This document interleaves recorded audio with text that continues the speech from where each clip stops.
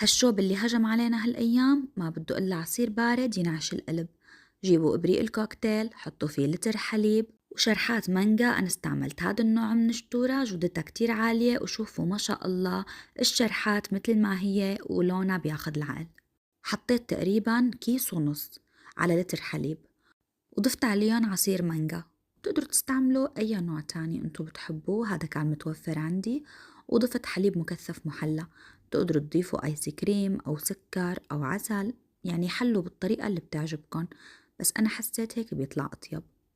وبخلطن كتير منيح لحتى يصير عندي قوام بياخد العقل. وشوفوا ما شاء الله اللون والدسامة وحتى الريحة بجنن. يمكن بالأيام الجاية كل المحتوى تبعي يكون عصاير باردة. وأهم شي لا تنسوا اللايك للفيديو واتركوا لي رأيكم بالتعليقات، واكتبوا لي بتحبوا المانجا ولا لا.